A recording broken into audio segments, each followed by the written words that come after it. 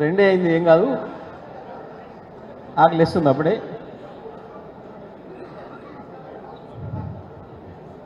Complete చేసి తొందరగా పెట్టేసి.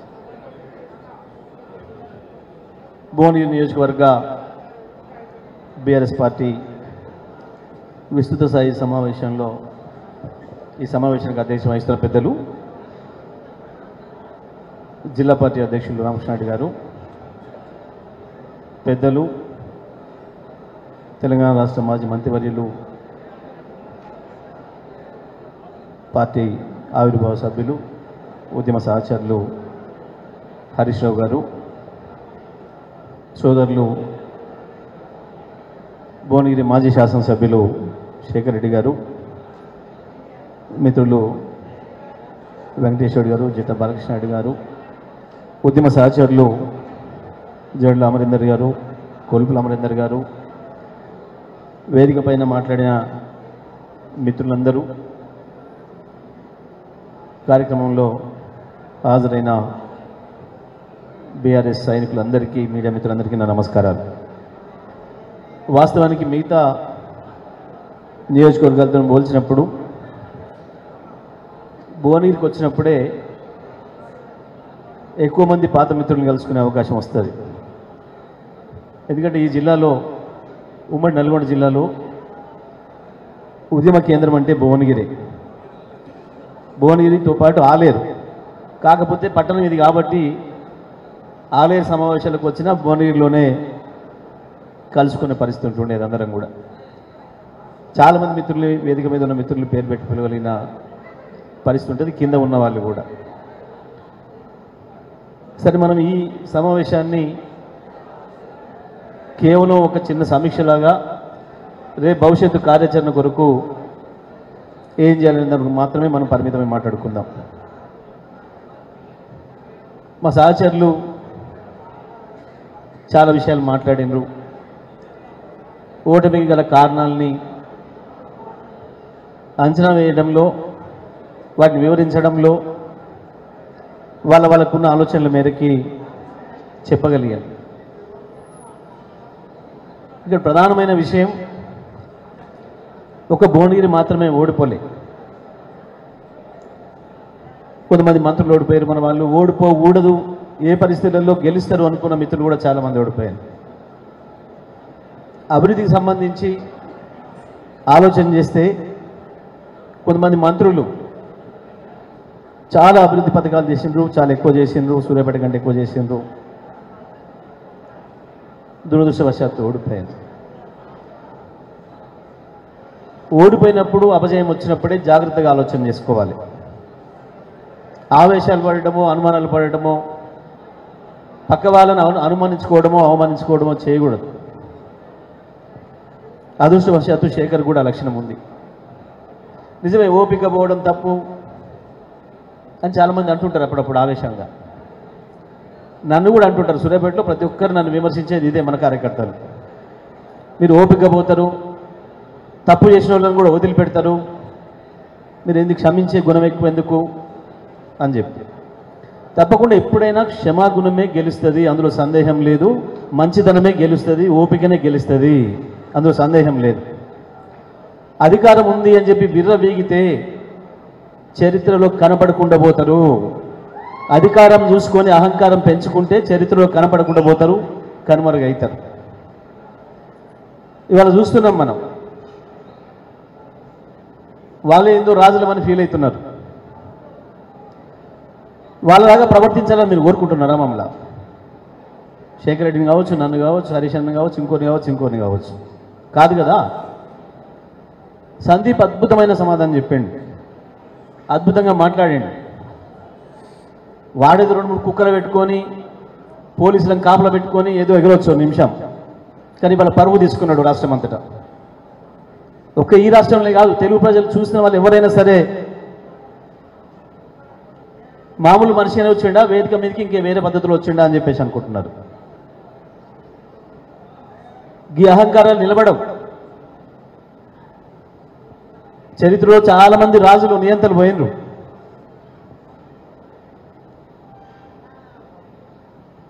దానికి ఏందో ఆగమాగమైపోయి ఏం చేసినావు నీ ముఖానికి? నల్గొండలో 20 ఏళ్ళు ఉన్నావు ఎమ్మెల్యేగా.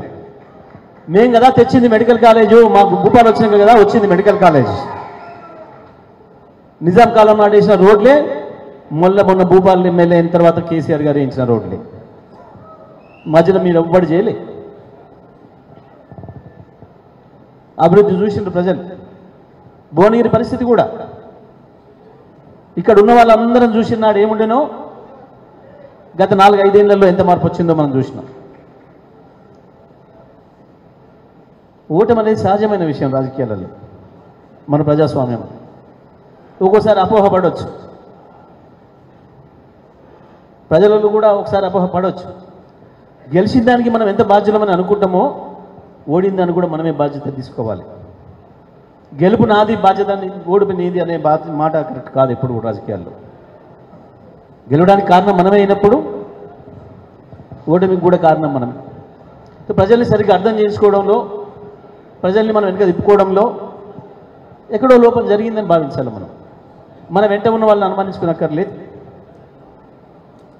పైగా పార్టీలోనే ఉండి మోసం చేయాల్సి అక్కడ ఎవరికి కూడా ఉండదు.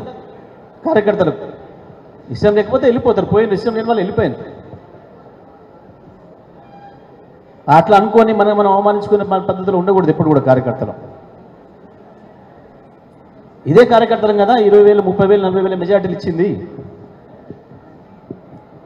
ఇవాళ మనం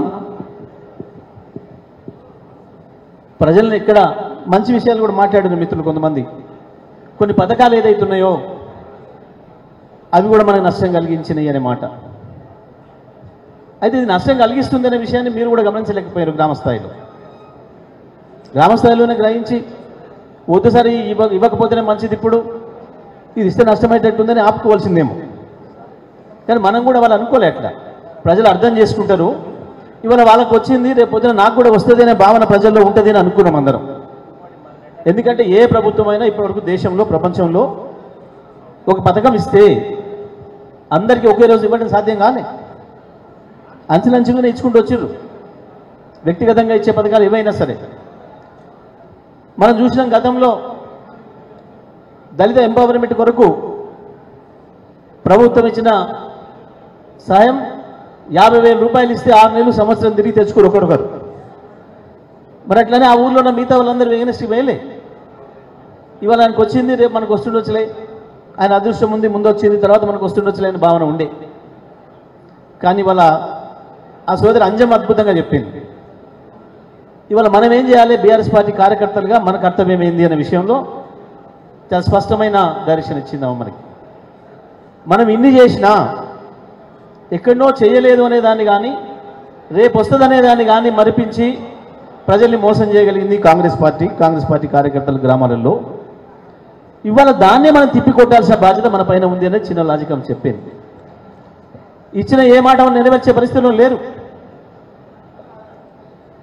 వాస్తవానికి మనకి ఏం చెప్పిరా నాడు, మొన్న సందీప్ అడిగినట్టుగా, హరీష్ రావు గారు అడిగినట్టు, కేటీఆర్ గారు అడిగినట్టు, మీరు 9వ తారీఖు నాడు చేస్తారని మీరే చెప్పినరు, ఇంకా రాలేదు అని ప్రజలు అడుగుతున్నారు, రైతులు అడుగుతున్నారు అనే మాట మేము అడగలే. పార్టీగా మేము విమర్శ చేయలే ఎవరం కూడా. కేటీఆర్ గారు కానీ, హరీష్ రావు గారు కానీ, నేను కానీ మేము ఎవరం విమర్శ చేయలేదు. కేసీఆర్ గారు మాకు మాట చెప్పారు తెల్లవార పిలిచి, సరే జరిగింది జరిగిపోయింది, ప్రజలు మనకి వాళ్ళ ప్రతిపక్షంగా బాధ్యత ఇచ్చిండ్రు, ఒక రాజకీయ పార్టీగా ఉండడం అనేదే బాధ్యత,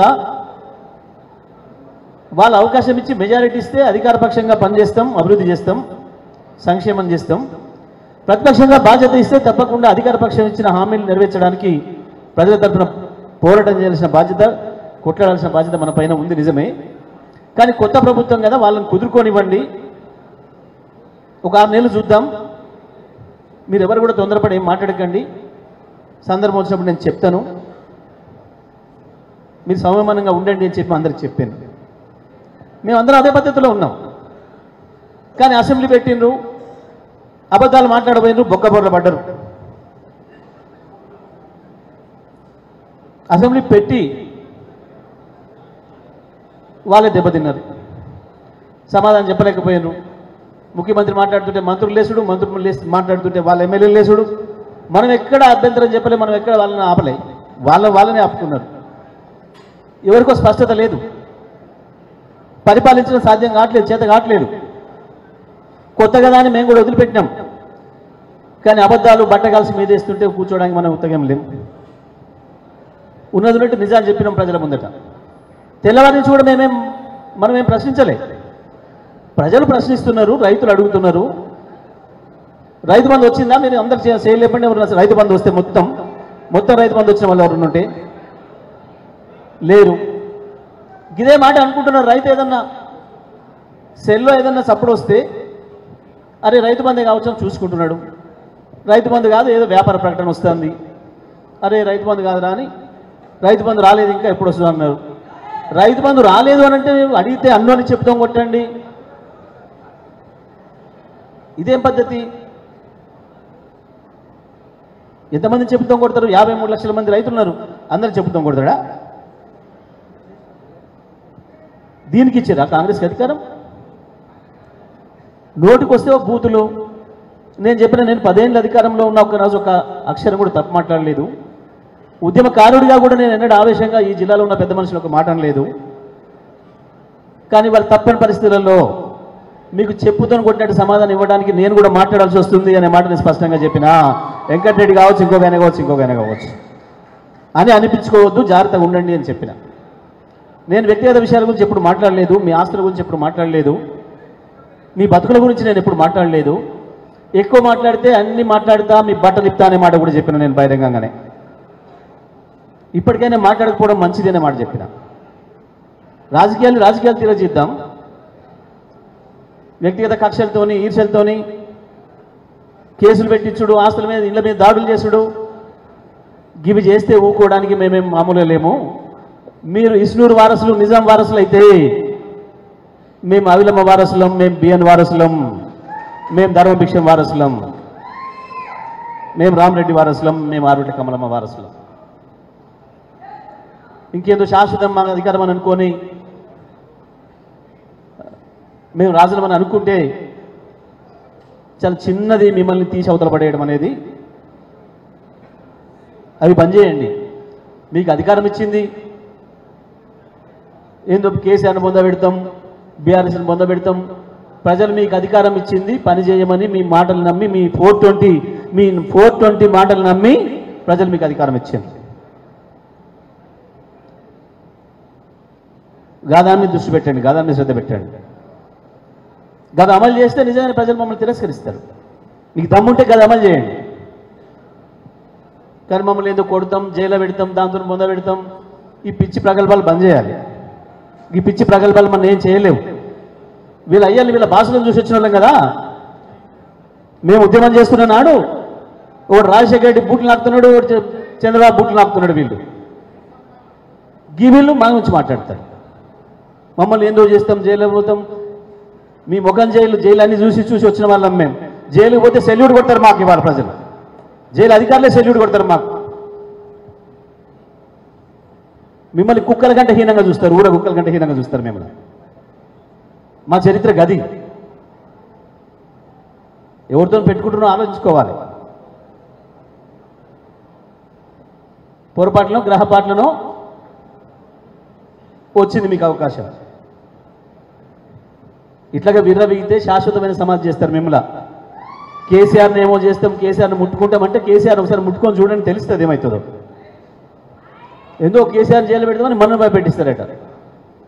నీ ముండ పెట్టుకుంటారు, ఏం పెట్టుకుంటారో చేసుకోమని ఛాలెంజ్ చేసినాం మేము.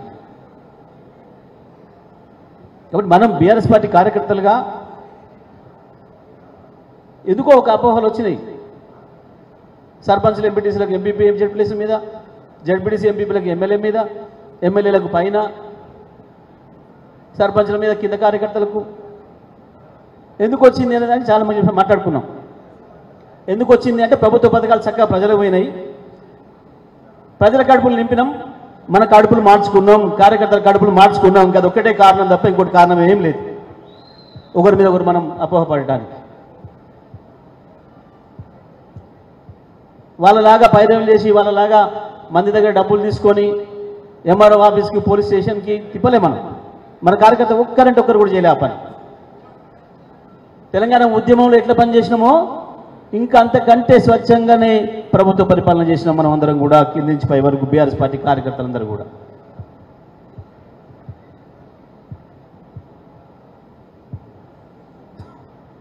$420 గంటలు 420 హామీలు ఇచ్చి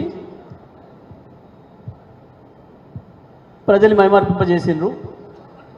అక్కడ మనం కొంత విఫలమైనాం. కొంతమంది మిత్రులు చెప్పిండ్రు, సరే మన పథకాలు ఇచ్చినాం, పథకాలు ఇచ్చిన ప్రజల్ని మన వైపు తిప్పుకోవడంలో మనం విఫలమైనాం.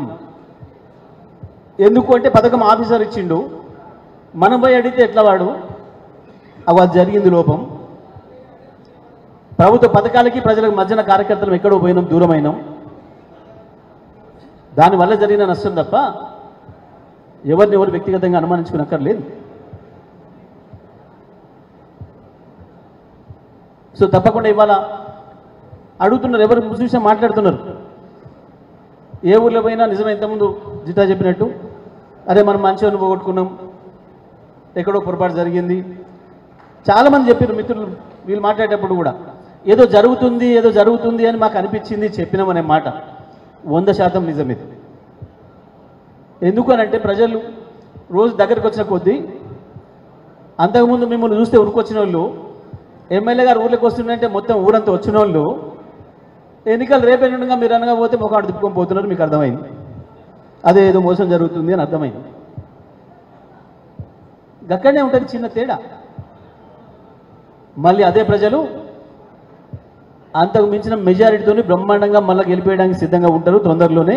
దానికి మనం సిద్ధంగా ఉండాలి కార్యకర్తలుగా. ప్రతి క్షణం ఏ అవకాశం వచ్చినా, ఏ సందర్భం వచ్చినా, రేపు స్థానిక సంస్థల ఎన్నికలు రాబోతున్నాయి. తప్పకుండా మేమందరం వెంట ఉంటాం. శేఖర్ కూడా మేము వెంట ఉంటాడు. ప్రతిదీ సర్పంచ్ ఎన్నికలు కావచ్చు, ఎంపీపీ ఎంపీటీసీ ఎన్నికలు కావచ్చు, మున్సిపల్ ఎన్నికలు కావచ్చు, అన్నిట్లో మీకు అండగా పార్టీ ఉంటుంది. పార్లమెంట్ ఎన్నికలు వచ్చినా, ఇంకొకటి వచ్చినా సమిష్టిగా ఎదుర్కొందాం బ్రహ్మాండంగా. మళ్ళీ భువనగిరి నియోజకవర్గానికి పునర్వైభవం తేవడానికి వచ్చిన ప్రతి అవకాశాన్ని వినియోగించుకుందామని చెప్పి తెలియజేస్తూ సెలవు. జై తెలంగాణ.